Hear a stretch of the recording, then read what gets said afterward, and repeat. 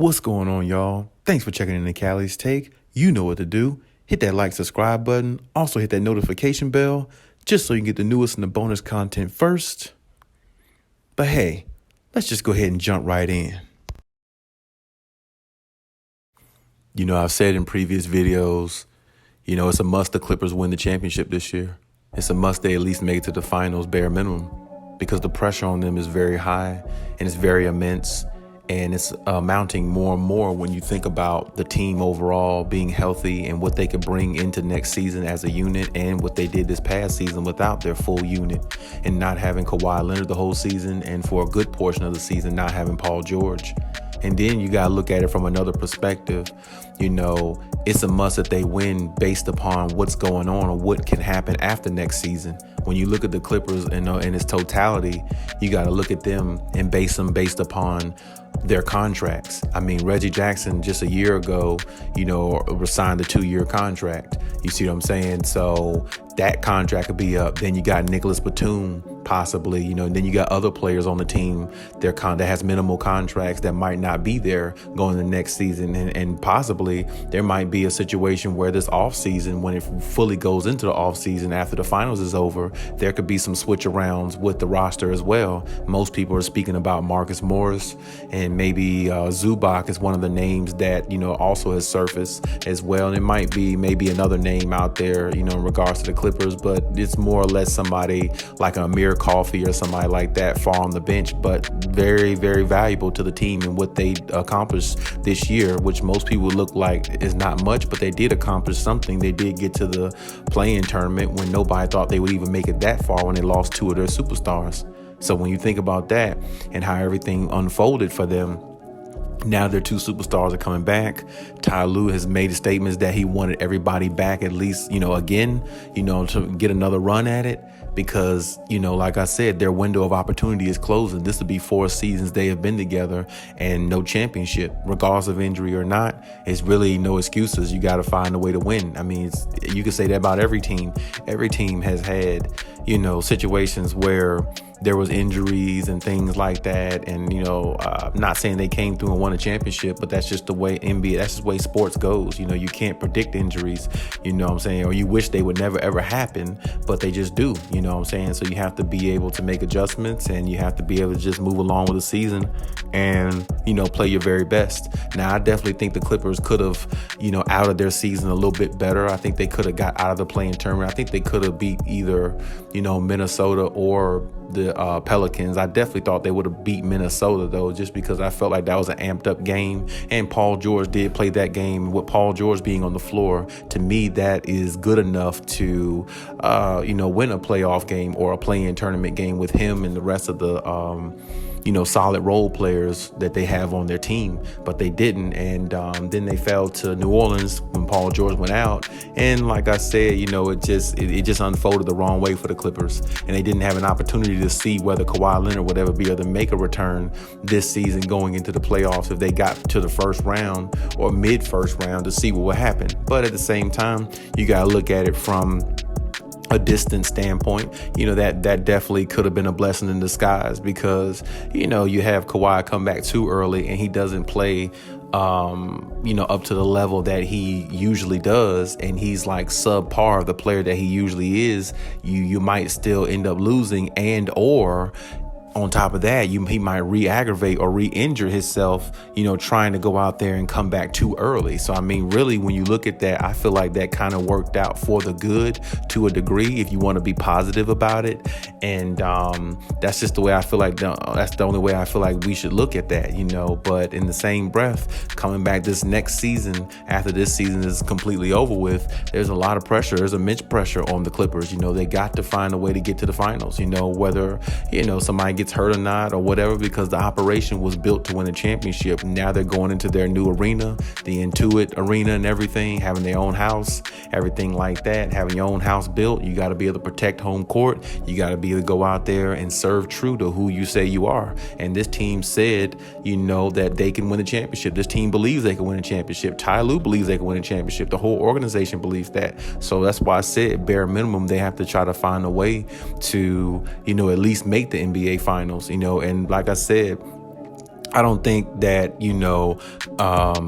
the Clippers as a team, disbelieve in themselves. I don't think they believe anything else. I think they believe that they can win a championship. I know they feel that way. And like I said, when you look at their role players and the way they played without their superstars, they were just on the what if thing the whole season. Like, what if we had both of our guys? Everybody in the NBA will regret it. Well, that's true. I definitely believe that myself. And I'm definitely a firm believer that they can do some really good things and definitely win a championship. But at the same time, we got to see it. You know what I'm saying? We can speak it all we want, but hopefully we're speaking it into existence, and hopefully it actually concurs. It happens. Because if you look at it, if they don't win the championship, not only it'll be a failure, but at the same time, like I said, what will the team look like past this next season? They won't even be the same. They probably won't have the same players. They probably won't have like a Reggie Jackson, somebody like that, who is the third best player on the team.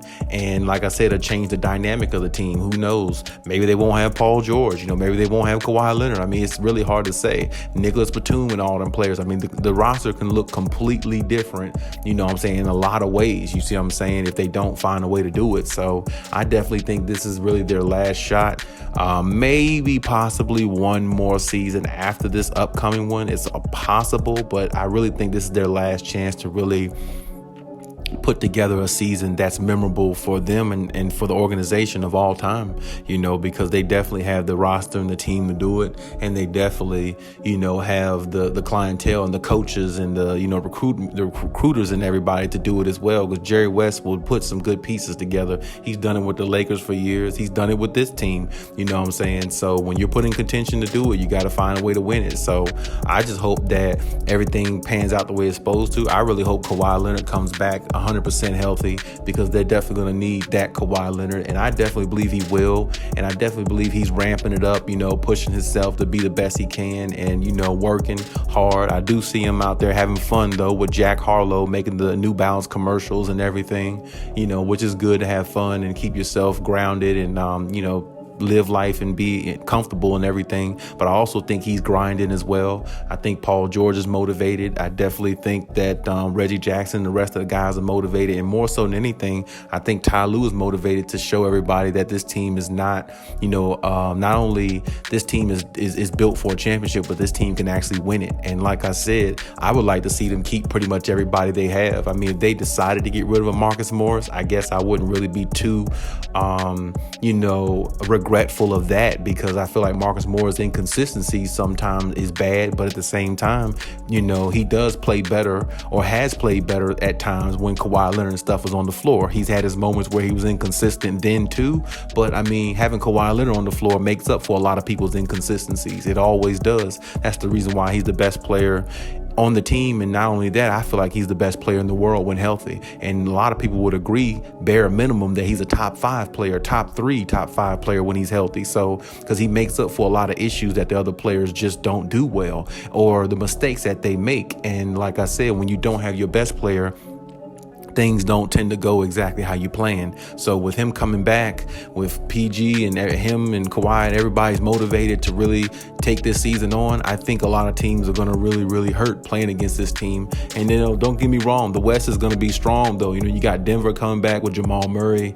You got the Warriors, they'll be back, of course. And, I suppose the Phoenix Suns will be back. I'm saying? Who knows how they'll look or whatever. But I mean, they'll still be maybe a top 3-4 team in the West, I believe, if they all come back the same. And, then you got Memphis, and, then you got the Minnesota Timberwolves. They look like they're coming with Anthony Edwards. It's just going to be tough. And then, hey, you can't even count out the Pelicans. The Pelicans are going to look good too if they get Zion with Brandon Ingram and, CJ McCollum. I mean, that's a hell of a nice young team to have as well. So, I mean, it's going to be a lot of, definitely a lot of competition, but I definitely think the Clippers are definitely going to be built for it. And like I said, to me, the best player in the Western Conference, the best player in the game to me is Kawhi Leonard. And like I said, playing Kawhi in a 7-game series is not like playing him in the regular season, because he just turned it up a notch in the playoffs. And a lot of them young teams, they're good, but they're not built for that type of pressure, because Kawhi going to put pressure on you on the offense and defensive end, which is the reason why I think the Clippers will prevail and come out the West. I think the Lakers might look a little bit better depending on whether they get rid of Russell Westbrook and or trade Anthony Davis for like Zach LaVine or something like that, which a lot of people are talking about, and maybe get a decent head coach in there. I think they'll look decent, but I don't think they're good enough to win a championship. So to me, it's the Clippers' year to win it, and it's their year to, take it all. You know what I'm saying? And that's what they're going to have to do. You know what I'm saying? And I believe they can do it, and I can't wait to see it. And I can't wait to see my guy Kawhi come back and go out there and dominate and show the world he's still a top player in the league. But hey, that's my take on everything. You leave any comments in the comment section. As always, check out my other videos. And hey, Khaliis out.